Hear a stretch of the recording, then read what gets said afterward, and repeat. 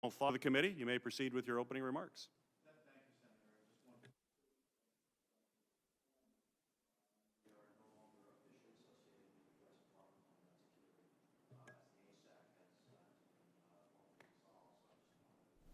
Be on record that I'm not here representing the department. Thank you. Very good. Your microphone on? Okay. Is it on now?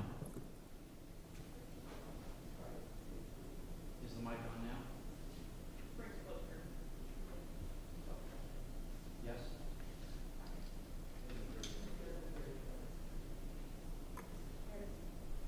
It's on now? Okay, thank you.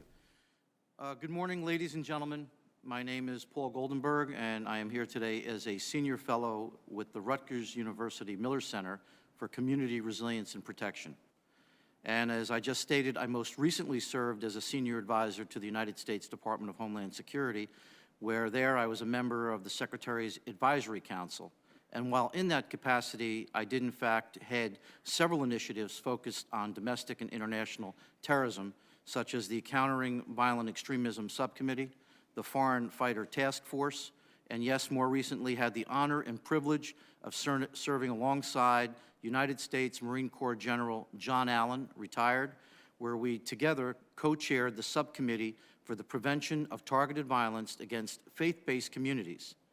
Before that, I did command the nation's first ever state office dedicated to the investigation and prosecution of biased crimes and domestic terrorism, situated in New Jersey.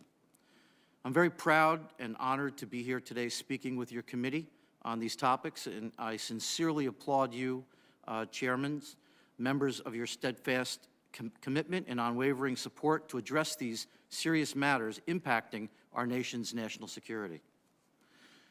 Look, in framing my testimony, I think it's important to look first beyond America's borders. Across Europe, many houses of worship are surrounded by elite military units standing guard with automatic weaponry, reinforced by heavy armored personnel carriers. Guard towers augment the once stately and welcoming entryways. Flower beds have been swapped for barbed wire, all at a cost of hundreds of millions of euros, and producing a dreadful, unbelievable impact on the psyche of Europe's people. You see, Europe has become America's canary in a mine. In my work with Rutgers, along with former New Jersey Attorney General John Farmer, we traveled across Europe where we met with victims, painstakingly following the stories of those who suffered horrific attacks on their communities and houses of worship. Right here in the United States, as part of our work with the HSAC subcommittee, we had the sobering and humbling experience of meeting members of communities who had directly experienced the terror and violence, many of which were themselves victims of targeted attacks. Without exception, as these communities worked through their grief, they were so eager and committed to helping the members of our subcommittee with our work. You see, the adverse impact that violent extremists and domestic terrorists, including those inspired by white supremacist ideologies, are having on vulnerable communities are difficult to overstate. From Oak Creek, Wisconsin, to Whitefish, Montana, from Southern California to Sutherland, Texas, from Minneapolis to Pittsburgh, targeted violent attacks against vulnerable communities and the institutions they represent have struck at the very core of American freedoms. Standing out not just for the escalating death toll, but for the cruelty of wounding and killing people at their most vulnerable, while assembled in their houses of worship for prayer. What was once unthinkable has become almost anticipated. The increasing influence of white supremacist, separatist, radical right, left extremist ideologies in inspiring acts of domestic terror and targeted violence is moreover not a matter of political opinion, but a demonstrable fact. Most attacks are committed primarily by lone attackers, as opposed to organized cells or through a system of cells. There are, however, a lot of similarities to the attacks once perpetrated by ISIS, jihadists, white and black separatist groups, and other extremists. They're acting very much alike. These bad actors are radicalized and freely communicate as a part of a wide-ranging movement. The social media platforms and individuals that frequent and govern these sites have implemented a comprehensive transnational outlook, very much like ISIS inspired and connected with their potential radicals across the globe. While supremacist and similar violent extremist groups now share manifestos, conspiracy theorists, hate literature, and are connecting daily with like-minded persons online, beyond the conventional social media platforms, white supremacists and other violent extremists are using lesser-known platforms as well as encrypted channels. Their tactics is to exploit the openness of the instrumentalities of freedom, in this case, social media and the internet, to destroy freedom itself, in this case, the foundational freedom of religious conscience. They know that this is our Achilles heel. In fact, very much so, our Achilles heel. The primary inspiration behind many of these targeted attacks is to force us to not merely question our fundamental safety and security as a nation, as well as our ability to protect ourselves, our neighborhoods, and our families, but to challenge our behaviors. You see, success in the eyes of these domestic violent extremists and international terrorists comes when we depart from our daily routines, our way of living, and even spiritual and political beliefs. Violent extremists understand the power of fear, and they're getting pretty good at it.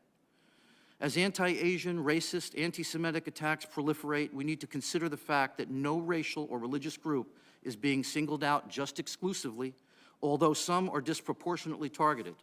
As hatred and bigotry exists today on both the radical left and the extreme right sides of the ideological spectrum, it can be observed among the affluent, the poor, the more or less highly educated, the fervently religious, and the devoutly secular.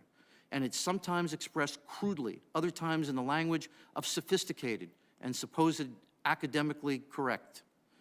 Turning the problem to solutions. In closing, how do we work with American law enforcement to provide them with the needed tools to address this challenge? Notwithstanding the existing framework, gaps do exist in law enforcement as they have been hampered in addressing the rise of white supremacist and other domestic-related attacks by the inability to classify such attacks as acts of domestic terror. The absence of that category has led law enforcement to treat attacks committed by violent extremists at times as isolated, unconnected incidents. It has also rendered of extremely limited value the uniform crime reporting and other reporting mechanisms which may record similar events differently.